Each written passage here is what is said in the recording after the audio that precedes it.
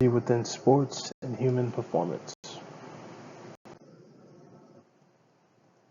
Human movement technology in sports performance. So throughout this presentation, I picked 3 pieces here, all peer-reviewed articles.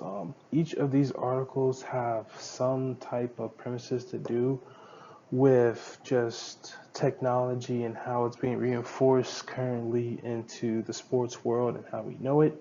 The main focus of all these studies was to basically assess how tech improves and support movement throughout real sports settings. Now, in regards to the intro and background, this is more sports performance dependence on objective movement evaluation. Now, traditionally, coaches have their methods that they rely on, but they can often be subjective just because a lot of them are very much so observational. So these can often lead to inconsistent or incomplete analysis. So that is where my question here comes into place. How can different sport technologies be used to assess and improve human movement, quality, accuracy, and performance in sports?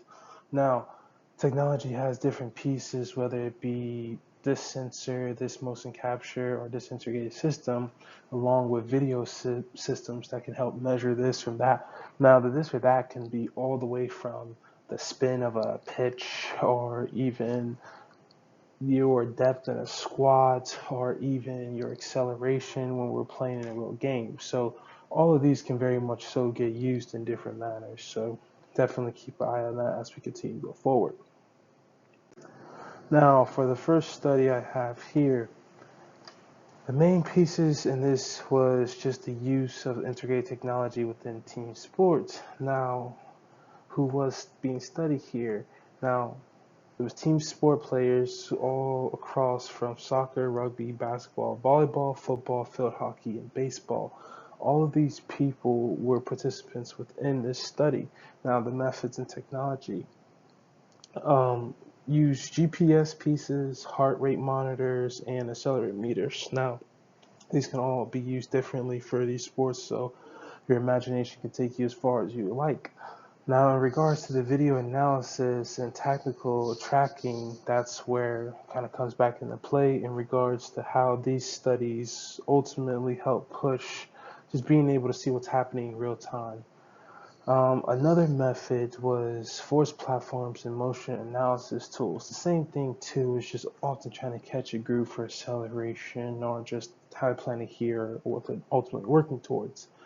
Now, in regards to workload, it was more physiological strain, positional behavior, often have pieces of mechanical load, jump performance, different fatigue indicators, and ultimately just speaking to like tactical spacing and decision making.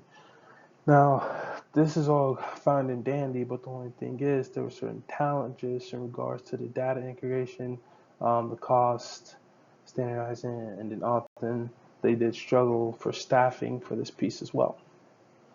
But for the most part, they were able to get their findings across just fine. Now, in regards to our second study here, accuracy of human motion capture systems for the sport.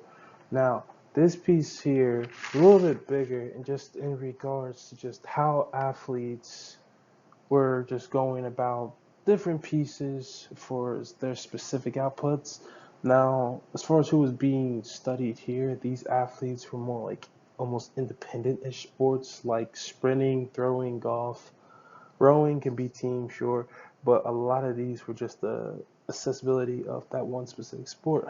Now, as far as methods and technologies, there were optimal markers based on like motion capturing, markless video systems, motion analysis, and there were hybrid system, force plates, cameras, and sensors. Now, these are obviously a little bit easier to integrate into these sports just because they are doing it solo and not necessarily going against a team. Now, as far as the dependent variables go, kinetic accuracy, which is ultimately like joint angles, segment velocity, and then even just tracking the precision for the field and just how everything is coming off as far as output wise.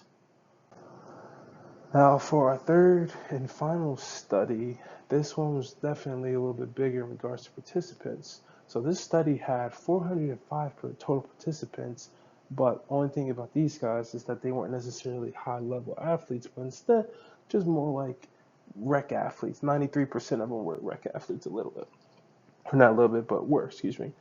Now, as far as methods, technology review, initial measurements, markless videos, and then multiple sensors. So it's kind of a very similar theme across with all the different pieces that everybody is choosing to, in fact, measure.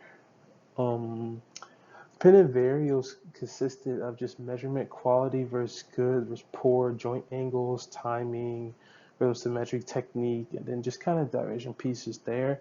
So those were like the main segment pieces as far as just the dependent variables of this study.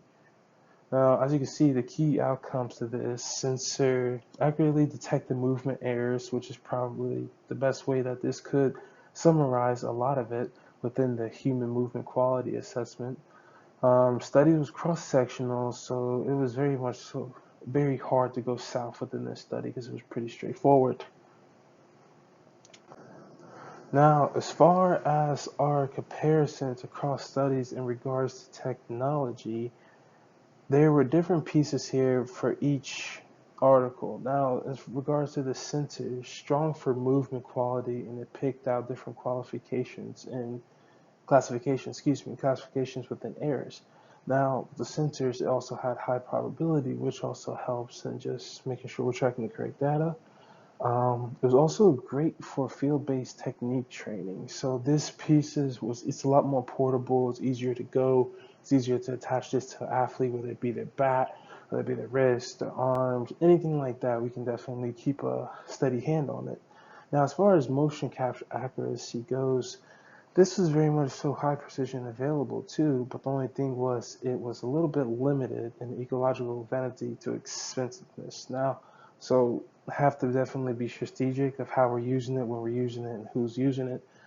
Now, another piece though was the emerging of markless systems, which is kind of just this piece that not necessarily dragging much behind, but it is catching the motion that you need.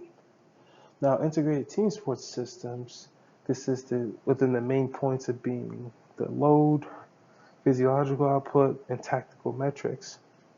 Now, less on regards to the fine grain movement quality, but it ended up being very good for high performance environments.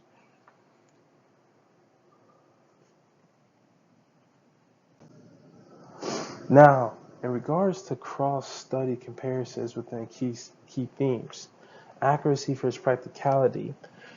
High accuracy systems ultimately equal to just only being within lab settings compared to practical systems would be slightly less accurate, but instead they would be out in the field and we're collecting a little bit more realistic data. Now, lack of standardization. Now, across all the studies, the measurements protocols differed flat out. None of these studies had the exact same protocols, but they were all within the same realm. Now, this hinders the comparison piece just because of the practical adaptation that one study had to make compared to another because they're doing this athlete compared to that athlete. Now, machine learning increase. Now, this is all varied based off the classifications and the different algorithms that the sensors were able to pick up on in regards to just predicting the models for team sports workloads and then just other independent athletes. Now, this goes back to the whole idea of how markless completion pieces were ultimately catching up, playing a big piece in moisture capturing. Now, for our last one, intervention studies.